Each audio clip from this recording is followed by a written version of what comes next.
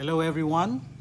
This is your professor once again, Danny Araneta Cabulay, for the course Accountancy Research.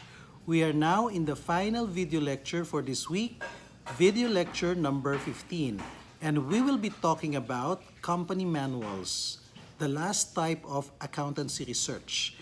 Yes, company manuals are always based on research because you need to interview a lot of people, you need to examine some documents, you need to do surveys, you need to do testing, you need to verify a lot of facts. You have to check out the history of a particular policy. So all of that involves research processes. So remember this, every organization needs a set of policies, procedures, and standards in all its functions.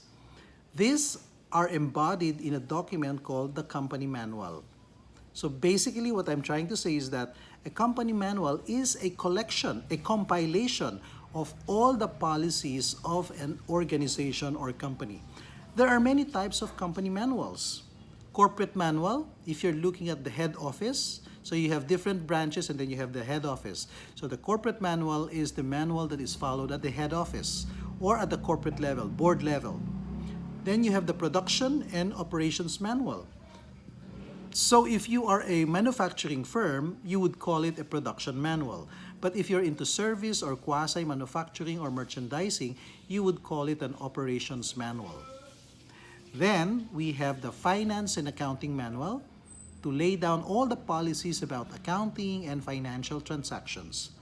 Then we have human resources manual, which is basically going to embody all policies and procedures pertaining to manpower, employees, managers, and hierarchy in the organization, their compensation and benefits, etc.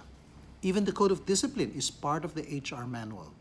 And finally, we have the sales and marketing manual, which is going to compile all the policies on how to sell the product, how to promote it, what is the pricing structure, the discounts to be given, etc., etc. Anything to do with sales and marketing, including promotions and advertising, and brand management. So basically, ang isang company manual, isang binder yan na malaki, makapal. Nandun lahat yung mga polisiya at mga patakaran ng company. By department kung minsan. Kaya kung titignan natin, mayroong mga companies na bawat department, may manual sila like security manual for the security department. Meron silang purchasing manual for the purchasing department. Treasury manual for the treasury office, etc., etc. So those are very, very specialized manuals. But the ones that I told you, the 5 manuals, are the generic ones. Meron din tayong manual na tinatawag na binibigay natin sa customer. Yung tinatawag natin na owner's manual or user's manual or customer's manual. Kaya pag bumili ka ng kotse, di ba may kasamang manual yon on how to use your car, how to troubleshoot? Pag bumili ka ng bagong laptop or computer, may kasama siyang instructions to the owner or instructions to the customer so you would not destroy your equipment. So that is the only manual that is given to the customer, the owner's manual or the customer's manual. All other manuals are for the company's consumption. What are the purposes of company manuals? Basically, there are only 3 purposes. First, to standardize the work and outputs within each unit in the company. Second, to ensure the right quality of products and services that is derived from the production and operations. And third, to achieve the target profits and other goals by adhering to company standards. Now, why is it important to have company manuals? Well, a company without manuals will have a hard time maintaining quality and consistency in terms of products and services. Kung minsan, okay yung produkto nila, kung minsan, bulilyaso o defective because they're not following their company manual, the standards. This may consequently be affecting the way customers perceive their brand. Okay? So pag sinabi mong Mercury Drug, maganda ang service. Pag sinabi mong Watsons, mas maganda ang service. So again, the brand will connote something. Depende sa empleyado kung paano nila dinideliver yung kanilang service sa mga customers. It is also possible that such companies would have recurring or unresolved conflict due to differing opinions and approaches in their work and outputs arising from the lack of definitive standards. Therefore, the presence of a company manual can be helpful in minimizing stress in the office, plant, or store. Company manuals have to be updated regularly or when the need arises. It must respond to the needs of customers or markets and the evolving trends in the industry. Failure to update the company manuals would render some or many of its policies obsolete and useless. Totoo yun. Pag hindi napapalitan yung mga policies, pwede sila maging obsolete over time, meaning wala na siyang silbi. So they need to be updated. The manual has to be updated annually because there are new trends and developments within the company and within the industry. Company manuals are also important because they should explicitly mention how often policies should be revised, who revises them, and the specific permissible grounds for revision. Now, the format for a company manual are as follows. You would have to have a cover or title page. So, dun mo makikita kung anong klaseng manual yan. Kung sales and marketing manual ba yan, or finance and accounting, or corporate. Then you have the table of the preface or the introduction, also called the foreword. So, that's just a set of instructions on how to use the manual, why is it important, who should be using the manual. Okay, so those are like noted in the preface or the foreword or the introduction. Then you'd have the table of contents, which lists down or enumerate all the policies that are in that binder or in that manual. And then the policies themselves. That is the bulk or the main part of the manual.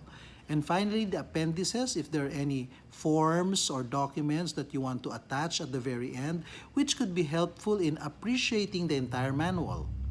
So remember this format because that is the format of how to produce a company manual. What is the format of a company policy? Because the policies make up the bulk of the manual. Ano ba itsura ng isang policy? Ano bang nakapaloob dyan? Ano bang mga binabanggit dyan? First, you must have a policy statement. A policy statement is a one-liner or possibly a two-liner. Okay? Dalawang sentences lang or isa lang. Then the rationale. The rationale simply explains why is this particular policy important? Okay? So, justification. Yan po ang hinahanap natin sa rationale. So, the rationale could be one sentence or maybe two sentences. Then, the objectives. Ideally, the objectives should be focused. So, ang objectives usually isa lang, dalawa o tatlo. Maximum na siguro yung tatlo, no? Hindi masyado madami dapat ang objectives. Kasi isang policy lang naman ang pinag-uusapan. Then, the resources. Ano yung mga gagamitin natin na mga bagay para ma-implement ang isang policy? Do we need equipment? Do we need gadgets? Do we need funds? Do we need training? Do we need particular forms? So those are what you call resources. You need to mention them. Because if you don't know what resources to use in implementing a policy, then that means you will have difficulty implementing that policy because you don't have the tools to use. Then, the procedure. These are the different steps to implement a particular policy. Then you have the flow chart. Flow chart is a visual representation of a particular policy. Yung mga tamad magbasa ng narrative, pagtingin lang nila sa flow chart, kabisado na nila yung policy because they know the flow of transactions. And finally, samples of the forms that you will use in implementing a particular policy. So dapat meron siyang attachment, mga forms to be used. Okay, mga official forms by the company. Okay, so those are the components of a particular company policy. That's the format that we should all be following. So pag yan ang gagawin ninyo, gagawa kayo ng company policy, don't forget the different parts of a company policy. That's the format. So we are now down to the very last requirement for this week. The video lecture number 15, recitation. Here's the question. From the following policies, identify which company manual would they most likely be found. Saan mo makikita itong mga policies na to? Makikita mo ba sila sa corporate manual? You code it CM. Sa HR manual, code it HRM. Sa finance and accounting manual, which you will code as FAM.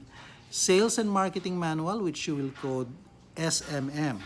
Or production and operations manual, which you will code POM. Okay, 8 items lang to. Kailangan sagutin nyo lahat.